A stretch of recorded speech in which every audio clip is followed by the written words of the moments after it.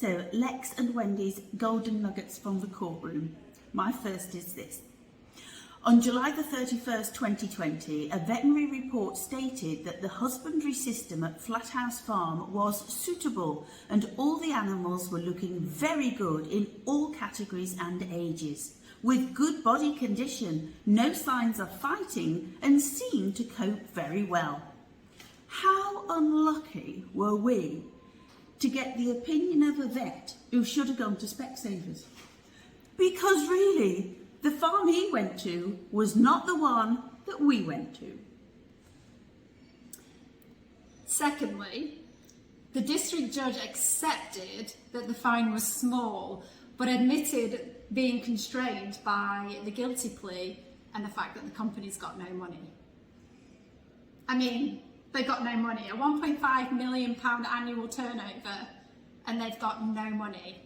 I mean, I'm crying. I'm crying. I mean, yeah. Pull the other one. No. Right, okay, my number 2. In sentencing, the district judge said, hold on, sorry, I wrote something wrong. Right, okay.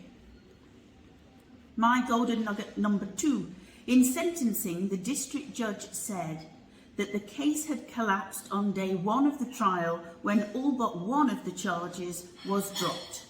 He also went on to say, had the prosecution pursued the original allegations, this case would have been considerably more serious. Well, I say shame on the prosecution for taking 2 years to not do their job properly. Absolutely. So we're talking about 68 charges here, 68 charges, and all of those referred to contraventions of the Animal Welfare Act. So it was to do with improper housing, it was to do with poor enrichment, and there was things like unqualified stock persons looking after these animals. So people that don't even know how to look after pigs were in charge of their health and well-being. And again, what? How is that allowed? It just is beyond me. We've spent a lot of the day going, what? Yeah, and it came down to the fact that one of the pens had a broken bar on the side of the pen. They blamed the pig for it, so how dare a pig break their pen when there's nothing in there for these pigs to play with. So they're bored out of their minds and frustrated.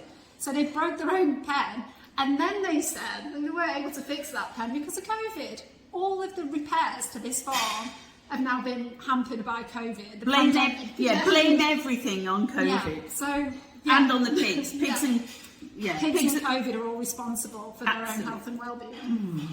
Don't get me started. Okay, so when asked how Red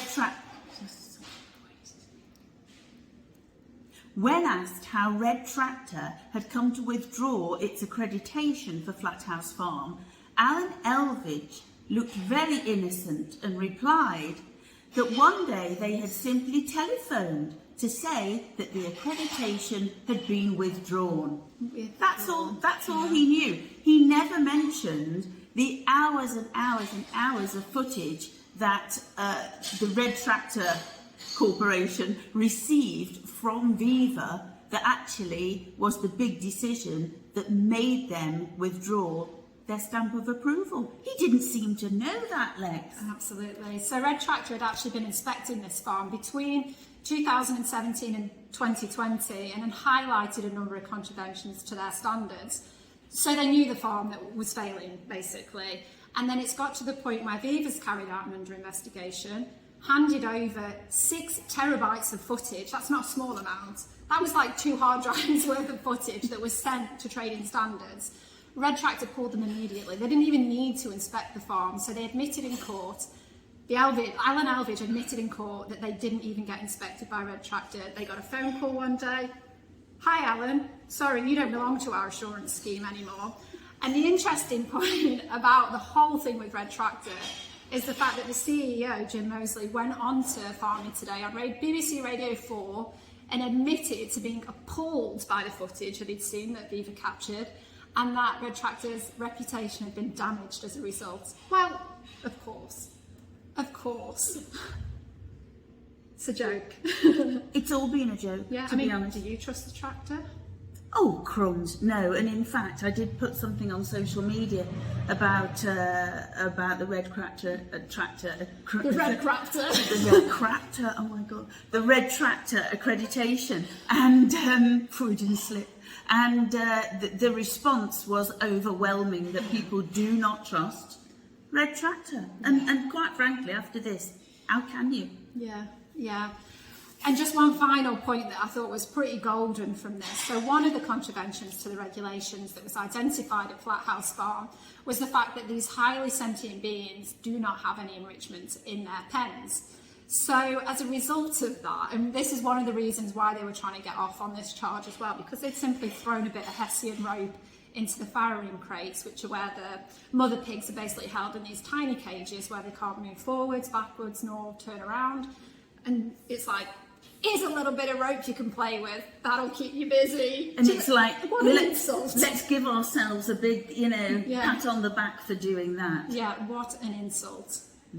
The whole thing really has been an insult to pigs and farm animals all over the globe. Yeah, and the general public that are being misled because we're told that the UK has some of the highest animal welfare standards in the world.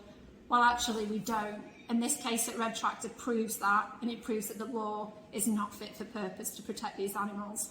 Can you quickly, actually, just sum up the thing that really annoys me, whereby I know people will see this kind of footage and this expose, this investigation into Flathouse Farm, and say, but that's just one rogue farm. That's really rare. Yeah, exactly. What do you say to that? Well, it happens every time with each and every single investigation that Viva have carried out over 30 years. We're talking here. There's always somebody that says, "Wow, that's not here." It is here. Or they say, "That's just one rogue farm." And I mean, seriously, how many rogue farms do there need to be before we show that, before we can prove that this is a systemic issue? Animals are not being protected, the law is not fit for purpose, and people are getting away scot-free with mistreating them. There's only one thing to do. Yeah. Go vegan.